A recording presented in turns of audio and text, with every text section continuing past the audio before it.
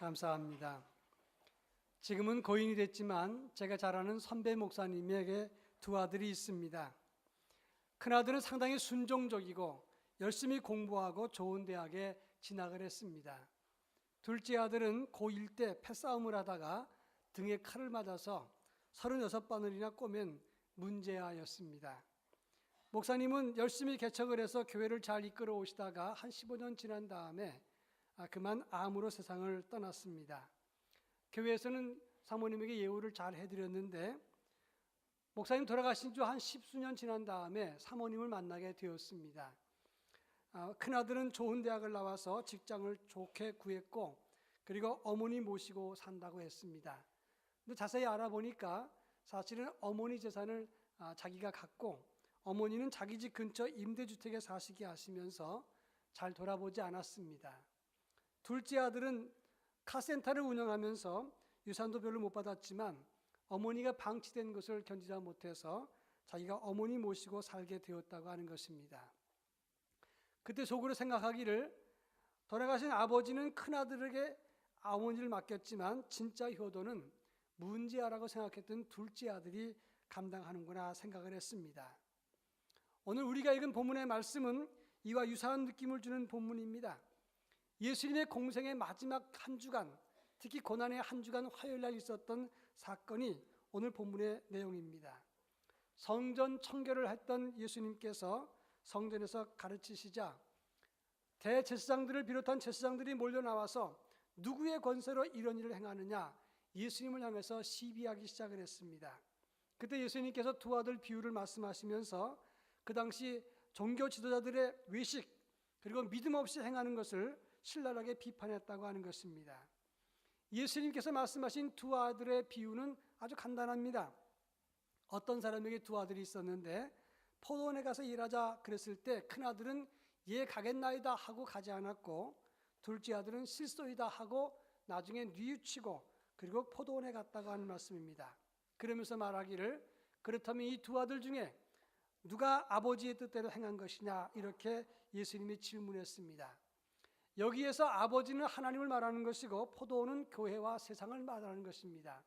가서 일하자 하는 말은 하나님의 일을 하자 그런 뜻이고 처음에 순종했지만 듣지 않았던 큰아들은 그 당시 종교 지도자들을 말하는 것입니다. 둘째 아들은 율법을 모르고 잘 준수하지 않았지만 나중에라도 깨닫고 하나님 뜻을 찾는 사람들을 말하는 것입니다.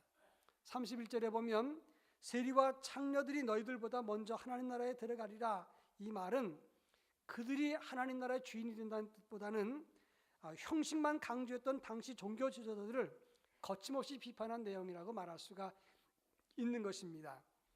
오늘은 우리 교회 2015년 회개연도 마지막 날입니다.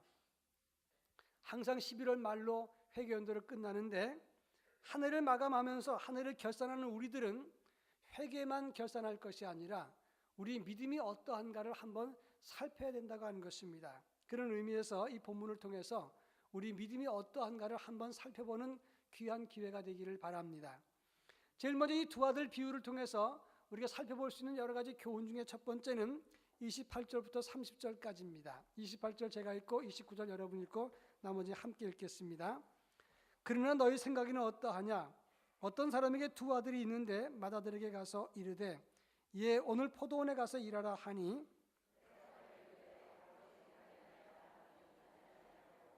둘째 아들에게 가서 또 그와 같이 말하니 대답하여 이르되 실소이다 하다가 그 후에 뉘치고 갔으니. 오늘 28절로 30절 말씀을 보면 아버지 부탁에 대해서 두 아들이 대답이 서로 다릅니다. 큰아들은 가겠나이다 하다가 가지 않았고 둘째 아들은 실소이다 하다가 아버지한테 너무한 거 아닌가 뉘치고 포도원에 갔다고 하는 것입니다. 많은 주교학자들은 이 두 아들이 서로 다 문제가 있다라고 말을 합니다. 가겠나이다 하다가 가지 않았던 아들은 이런 아들을 보고 예절적인 아들이라 이렇게 말을 하는 것입니다. 아버지의 부탁이고 또 아버지가 그렇게 가정을 위해서 애를 쓰고 말하는데 내가 안 들으면 되겠는가? 그래서 겉으로는 순종적이고 예의가 있어 보이지만 실상은 순종하지 않았다고 하는 것입니다. 이것은 그 당시 겉만 번드르르 하고 율법은 알지만 내용적으로 순종하지 않았던 종교 지도자들을 지칭하고 빗대어 하신 말씀입니다. 그들은 율법도 알고 종교적인 관습이나 지켜야 될 규례도 알았습니다. 그러나 실상은 거룩하지도 않고 사랑을 실천하지도 않았고, 그리고 섬기지도 봉사하지도 않았다는 것입니다. 그리고 자기들이 아는 지식을 가지고 사람들을 가르치려고 하고 대접받으려고 하고 높아지려고 했다고 하는 것입니다. 아주 오래전에 갓파더라고 하는 대부라고 하는 영화를 봤습니다. 마피아 두목인 돈 코르네오 가족을 중심으로 한 범죄 영화인데, 1편에서는 이 돈 코르네오 가족이 기습당하는 그런 장면들이 많이 나왔습니다. 2편에 가서는 학교 공부만 하고 점잖게 지냈던 막내 아들 마이클이 이제 돈 코르네오 가문을 이끌어갑니다.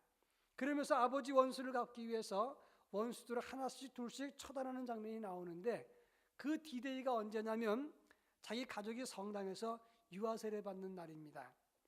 세례식을 거행하는 중에 그 장면이 쭉 진행되면서 또 한쪽에서는 원수들이 잔인하게 학살당하는 모습들이 비춰지고 양쪽을 비추면서 오버랩되는 장면이 나왔습니다.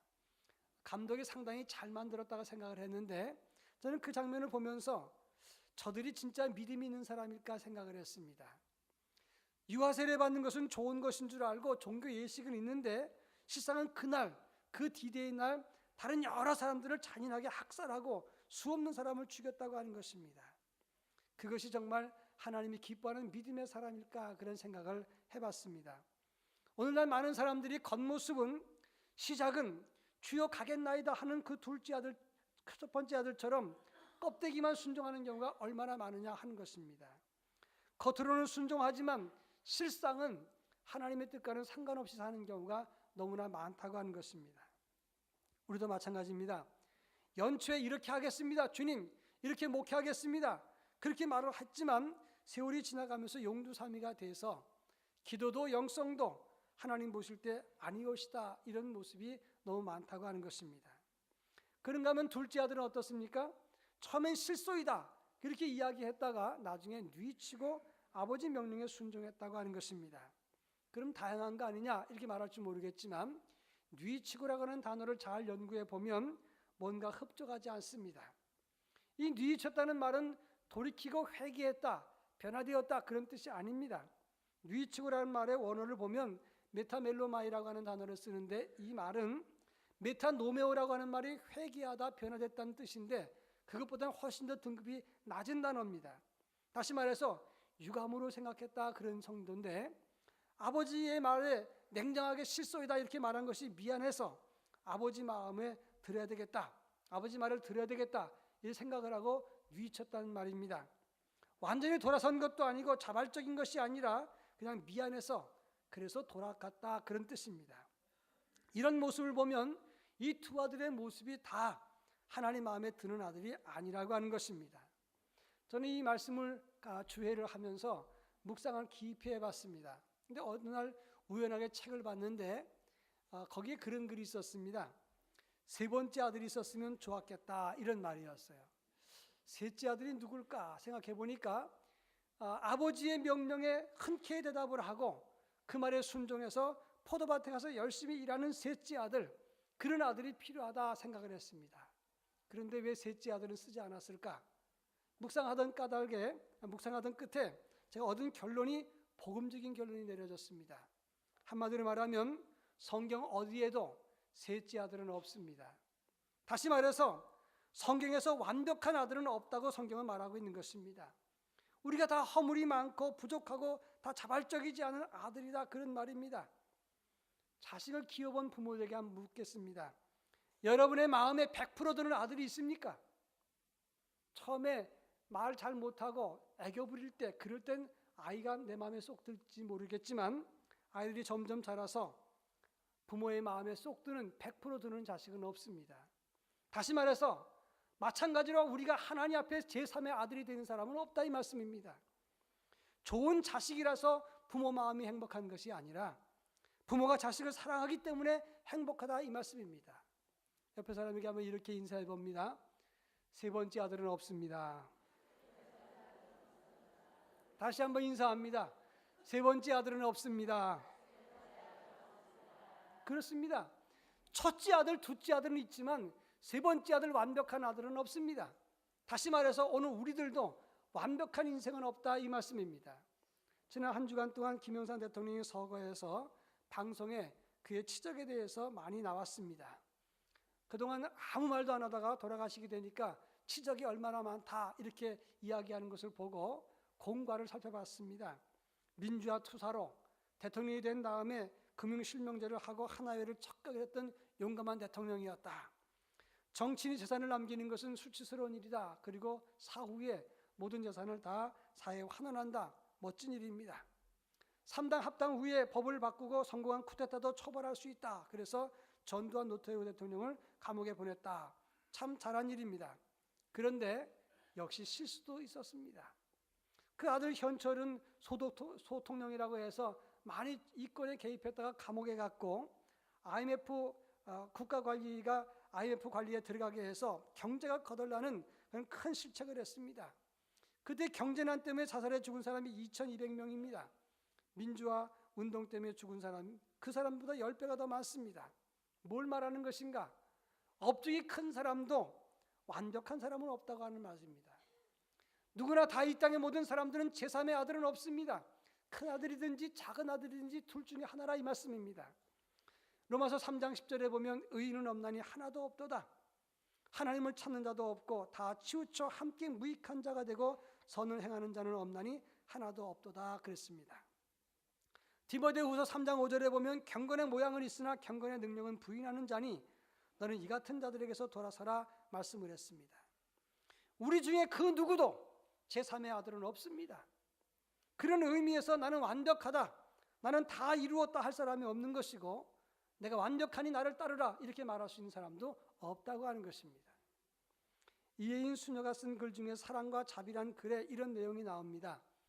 착하면서도 지혜로운 사람, 똑똑하면서도 겸손한 사람, 이성적이면서도 따뜻한 사람, 정직하면서도 너그러운 사람, 예술적이면서도 현실적인 사람, 섬세하면서도 대범한 사람 등등 온갖 좋은 점을 다 종합해서 이상적인 사람을 그려볼 수는 있어도 그런 사람이 현실에 존재하는 것은 어렵습니다.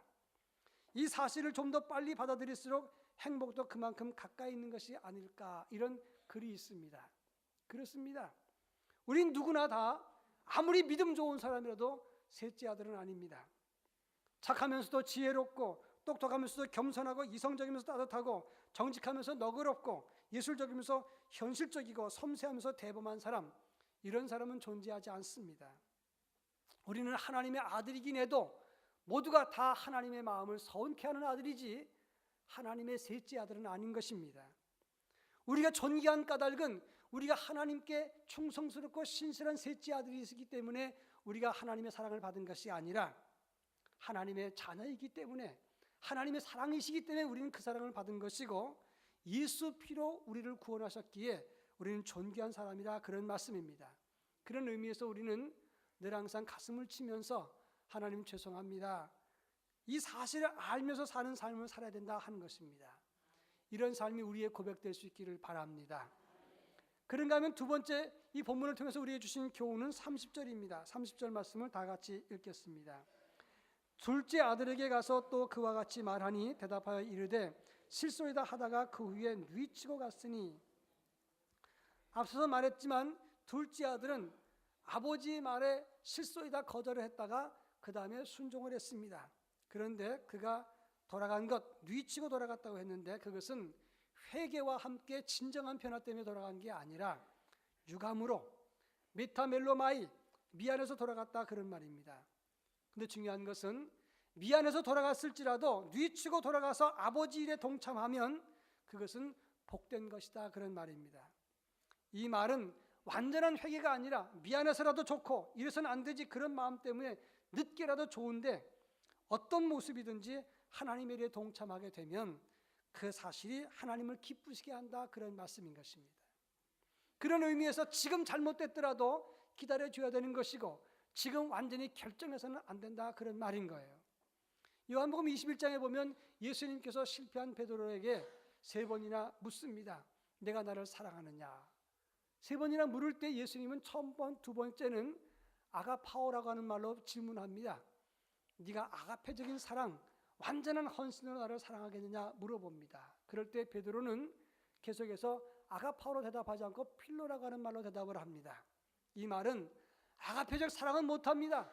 친구의 사랑, 사람의 우정의 사랑으로는 사랑합니다. 대답을 2번이나 했어요. 그때 예수님이 3번째 질문할 때는 아가파오로 묻지 않고 필레오라고 하는 단어를 써서 질문합니다. 그렇다면 네가 내가 말하는 아가파오라는 사랑으로 사랑은 못할지라도 네가 말하는 우정의 사랑, 친구의 사랑으로라도 나를 사랑하겠느냐? 이렇게 물어본 것입니다. 그때 베드로가 네, 그렇습니다라고 대답한 것입니다. 무슨 말입니까? 주님이 원하시는 기준보다는 훨씬 더 떨어집니다. 그러나 그런 사랑으로라도 네가 나를 사랑하겠느냐? 예수님이 물으셨다는 겁니다. 이것이 중요한 것입니다. 우리는 주님이 원하시는 것보다 훨씬 수준이 떨어지는 사랑, 자원에서도 아니고 헌신적이도 아니고 억지나 권고에 의해서 믿음 생활할 때가 참 많습니다. 그러나 어찌하든지 하나님을 사랑하는 마음에 동참하면 우리는 하나님을 기쁘시게 할 수 있다는 말씀이고 하나님이 그것을 기억하신다, 그런 말입니다. 제3의 아들로 헌신하지 않을지라도 둘째 아들처럼 상처를 준 아들이라도 아버지에 동참하면 하나님은 그것을 기억하신다, 그런 말이에요. 지난 월요일 날 저희 집에 반가운 사람이 3사람 왔습니다. 제 며느리와 2 손녀딸이 왔어요. 그동안 기다렸다가 만나니까 얼마나 반갑습니까? 제가 반가워서 우리 며느리가 좋아하는 마카롱을 한 줄 사다가 줬습니다. 그랬더니 큰 손녀딸이 나도 마카롱 좋아해요 그러면서 자기가 기억하는 2가지 예쁜 색깔을 택했어요. 그 2가지를 줬습니다. 그랬더니 그 아이가 그걸 빨아먹기도 하고 손가락으로 쑤셔 먹기도 하고 그러다가 할아버지 잡수세요 하고 줬습니다. 침 잔뜩 묻혀놓고 손가락으로 쑤셔놓고 그리고 손으로 만져서 반죽을 해준 다음에 할아버지 줬어요. 저도 한 깔끔한 사람입니다. 그렇지만 제가 그것을 바보처럼 얻어먹으면서 행복했어요. 그러고 난 다음에 잊어버렸는데 설교 준비하다가 생각이 났어요. 가만히 생각해 보니까 내가 왜 그렇게 그 아이 때문에 행복했을까? 그 아이가 마카롱을 먹던 걸 주어서 그 행함, 죄인 때문에 내가 행복한 것이 아니라 그 아이가 내 손녀딸이기 때문에, 다시 말해서 being, 존재 자체이기 때문에 행복했다는 생각이 들었어요. 마찬가지입니다. 우리가 하나님 앞에서 우리가 행함이 아름답고 멋지기 때문에 하나님 우리를 사랑하시는 거 아닙니다. 우리는 하나님의 자녀인 존재 자체로 하나님 우리를 사랑하신다, 그런 말이에요. 우리가 충성하고 자원적으로 헌신하지 않아도 억지로라도 주의 일에 동참하는 것을 하나님이 기뻐하신다, 그런 말씀입니다. 구레네 사람 시몬이 십자가를 졌습니다. 그 십자가는 자발적으로 진 게 아니었어요. 로마 군사가 너 져라 구경 나왔다가 억지로 십자가를 졌는데 그 가정이 어떻게 됐습니까? 초대교회 지도자가 되고 하나님의 사랑을 받는 가정이 됐습니다. 사무엘하서 6장에 보면 기럇 여아림에 방치되어 있던 법궤를 예루살렘에 갖고 올 때에 다윗은 3만 명의 군사를 데리고 소술에 갖고 오다가 우사가 거기다 손을 댔다가 베레스 우사 그 자리에서 죽었습니다. 다윗은 그 법궤를 예루살렘에 가져가기를 허락하지 않았습니다. 너무 두려웠기 때문입니다. 그래서 오벳에돔의 집에 맡겼습니다. 오벳에돔에 가까운 곳에 있기 때문에 법궤를 맡겼는데 그 법궤는 사람을 죽였던 그런 무기였습니다. 법궤, 사람을 죽인 그런 무서운 법궤입니다. 그런데 억지로 받았습니다. 성경에 보면 오벳에돔의 법궤에 3달 동안 그 집에 있었는데 그와 그 온 집이 복을 받았다고 성경은 말하고 있습니다. 자원에서 받지 않았지만 억지로도 받은 것이 하나님께서 그 가정에 복을 주셨다, 그런 말입니다. 우리는 자원에서 봉사하고 자원에서 헌신하는 셋째 아들이 아닙니다. 둘째 아들처럼 때로는 거역하고 억지로라도 할 때가 있지만 동참하는 사람들에게 하나님이 복을 주신다 말씀입니다. 제가 부목사 때 서울 외곽교구를 맡았습니다. 제가 맡은 교구는 저쪽 북쪽으로는 의정부, 태릉, 덕송리 이런 쪽이었습니다. 교회는 장안동에 있는데 그쪽을 맡았어요. 상계동 쪽을 맡았어요. 남쪽으로는 개포동, 일원동, 성남 그 지역까지 맡았습니다. 교회에 올 수 있는 거리가 아니에요. 그렇지만 교구를 맡았지만 부지런히 신방을 했더니 그 신방 받는 사람들이 그랬습니다. 아니 이제는 교회가 포기할 때도 되지 않았습니까? 근데 부지런히 오니까 내가 미안해서, 목사님 보기 미안해서 왔다 가겠습니다. 2달에 한 번이라도 가겠습니다. 그러다가 왔다 가면 항상 저를 찾으면서 목사님 보기 미안해서 왔다 갑니다 이러고 갑니다. 그때마다 제가 속으로 생각할 때 그게 믿음일까 생각을 했어요. 그리고 저렇게 오는 것이 과연 좋은 일일까? 행정력 낭비고 가까운 교회 나가는 것이 더 나은 거 아니겠습니까? 그런데 어떤 것이 맞는지 여부를 떠나서 일단 억지로라도 와서 얼굴 보였을 때 저는 마음이 굉장히 흐뭇하고 고마운 마음이 들었다는 것입니다. 하나님 우리 보실 때도 마찬가지입니다.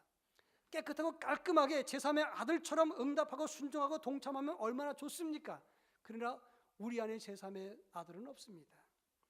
유감으로 미안해서 억지로 강요에 의해서 그렇더라도 응답하면 하나님이 기뻐한다, 그런 말씀이에요. 우리 중에 첫 출발할 때 믿음으로 출발해서 지금까지 믿음을 끌고 와서 멋지게 결실한 사람이 누가 있습니까? 1년 지난 다음에 우리 스스로를 볼 때 참 초라하다, 별 열매가 없잖아, 하나님 미안합니다, 잘할게요, 다시 시작할게요. 그러나 그런 마음으로라도 갖고 있으면 하나님이 기뻐하신다, 그런 말씀입니다. 왜냐하면 하나님 우리를 사랑하시기 때문입니다. 다시 늦게라도 억지로라도 주의 일에 동참해서 하나님이 기뻐하는 사람이 될 수 있기를 축원합니다.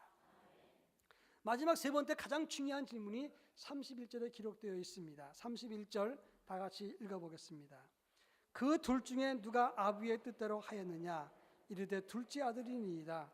예수께서 그들에게 이르시되 내가 진실로 너희에게 이르노니 세리들과 창녀들이 너희보다 먼저 하나님 나라에 들어가리라. 이 31절에서 가장 중요한 포인트와 질문은 바로 앞절입니다. 누가 아버지의 뜻대로 하였느냐, 이런 질문이었어요. 큰아들이 가겠다고 하고 못 간 것도 이유가 있었을 것입니다. 둘째 아들이 실소이다 하던 그것도 이유가 분명히 있었을 것입니다. 무덤에 가서 물어보십시오. 당신 어떻게 죽었습니까? 그러면 죽은 사람 다 이유가 있을 것입니다. 심리학에서는 모든 행동에는 반드시 다 이유가 있다고 말을 합니다. 아이가 우는 것도 이유가 있습니다. 아들이 반항하는 것도, 아버지의 뜻을 아들이 거역하는 것도, 교인이 교회 나오기 싫은 것도 다 이유가 있습니다. 여러분, 아무리 공부 많이 한 사람이라도 틀림없이 그 행동에는 이유가 있다고 하는 것입니다.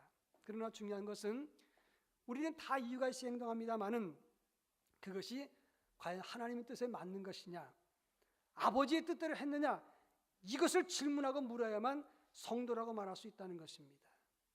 열심인 것과 아버지의 뜻과는 같은 게 아닙니다. 가룟 유다가 열심히 했지만 예수 죽이는 데 앞장을 섰던 것이고, 바울이 사울이었을 때 열심히 했던 것은 예수 믿는 교회를 핍박하는 것이었습니다. 그런 의미에서 보면 열심과 하나님의 뜻은 같은 게 아니다, 그런 말이에요.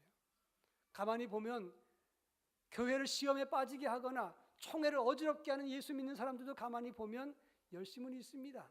그러나 하나님 뜻과는 관계가 멀기 때문에 그래서 어렵게 만든다, 그런 말이에요. 최근에 프랑스에서 IS가 테러를 해서 130여 명의 사상자가 났습니다. 테러리스트들은 거의 다 자살 특공대들입니다. 자기들은 알라의 계율에 충성한다고 폭탄을 가슴에 두르고 그래서 자폭해서 많은 사람을 죽였습니다. SNS를 통해서 3만 명의 전 세계의 어린 청소년들을 불러다가 이제 대원으로 모집한다고 했습니다. 얼마 전에 뉴스 보니까 체첸에서는 그 IS를 상대로 사기친 사람도 있더라고요. 우리가 대원으로 갈 테니까 교통비 보내라. 교통비 보냈더니 그거 띄워먹고 도망간 사람도 있어요. 참 세상에 대단한 사람들 많습니다. 어떻든지 간에 IS 대원이 돼서 자폭해서 많은 사람이 죽는 것, 저는 그렇게 질문하고 싶습니다. 그들의 율법이 그것을 말한다고 할지라도 그것이 정말 알라의 뜻일까? 바꿔 말하면 오늘 우리가 예수 믿으면서 행동하는 모든 것들이 정말 하나님의 뜻일까라고 하는 질문을 해볼 때가 있습니다. 우리의 열심과 우리의 인생과 지금까지 살아온 방식이 하나님의 뜻에 합당한 삶인가? 이것을 한번 질문해야 된다 하는 것입니다. 지금부터 150년 전에 미국 남북전쟁이 치열했을 때 노예 해방을 주장했던 링컨 북군, 그 북군이 열세였기 때문에 많이 전쟁에서 졌습니다. 전투에서 많은 사람이 죽었을 때 너무 안타까워서 링컨은 기도했습니다. 그때 참모들이 말하기를 각하 우리도 하나님이 우리 편 되게 해달라고 기도하겠습니다 말했습니다. 그때 링컨이 뭐라고 말했는지 아십니까? 아닙니다. 그런 기도하지 마십시오. 하나님이 우리 편 되달라고 기도하지 말고 우리가 하나님 편이 되게 해달라고 기도하십시오라고 부탁을 했습니다. 일생 동안 많은 일을 하고 많은 것을 배우면 뭐합니까? 열심을 내고 많은 업적이 있으면 무엇입니까? 그것이 하나님 뜻과 상관이 없다면 아무것도 아닌 것입니다. 스펄전이 영국에서 목회할 때 대설교가로 활동할 때 어떤 전도단에서 스펄전에게 부탁을 했습니다. 런던 에그리컬처 홀에 15,000명 모이는 큰 집회가 있는데 설교해 주십시오. 스펄전이 스케줄상 일정이 맞지 않기 때문에 못하겠습니다 말했습니다. 그때 이 전도단에서 말합니다. 15,000명이 모입니다. 대집회입니다. 그러면서 좋은 기회 아닙니까? 그때 스펄전이 말하기를 15,000명이 중요한 게 아니라 거기에 하나님의 뜻이 있는가가 더 중요합니다. 이렇게 말했다는 유명한 얘기가 있습니다. 맥스 루케이도는 예수님의 생애를 조사하다가 예수님 체포 현장에서 말씀하신 98개의 단어를 조사했습니다. 그런데 그 중에서 30개 단어가 하나님의 뜻에 관한 것이었다라고 발표를 했습니다. 그렇습니다. 가장 중요한 질문은 지금 내가 얼마나 하나님의 뜻을 찾고 사는가, 하나님 뜻을 따르려고 살고 있는가, 이것이 가장 중요한 것입니다. 많이 배우면 뭐하고 많이 가지면 뭐합니까? 하나님 뜻과 상관없으면 아무것도 아닙니다. 내가 직분이 있건 성경을 많이 알던 그리고 오랫동안 예수 믿고 교회를 다녔던 그것보다는 하나님 뜻을 찾는 삶, 그것을 염두에 두는 삶이 가장 중요한 것입니다. 내게 좋은 것인지 하나님께 좋은 것인지 묻는 것이 성도의 바른 질문이라고 말할 수 있는 것입니다. 한 해를 마감하면서 진정한 회개가 아니라도 좋습니다. 미안한 마음으로도 괜찮습니다. 제3의 아들이 아니라도 괜찮습니다. 늦게라도 하나님 뜻을 찾기 위해서 지금이라도 시작한다면, 그리고 지금이라도 하나님 뜻에 동참한다면 하나님이 기뻐하실 것입니다. 그런 믿음과 그런 자세와 고백이 우리의 고백될 수 있기를 바랍니다. 기도하겠습니다. 사랑 많으신 하나님 아버지, 우리는 언제나 큰아들과 둘째 아들이었습니다. 한다고 하면서 안다고 하면서 순종하지 않았거나 주님 앞에 미안해서 억지로라도 순종했을 때가 많았습니다. 주님, 제3의 아들이 아니라서 죄송합니다. 늦게 깨달아서 죄송합니다. 그렇지만 이제라도 하나님 뜻을 생각하면서 주님의 일에 동참하는 저희 모두가 될 수 있도록 은혜를 더하여 주시옵소서. 예수님의 이름으로 기도합니다. 아멘.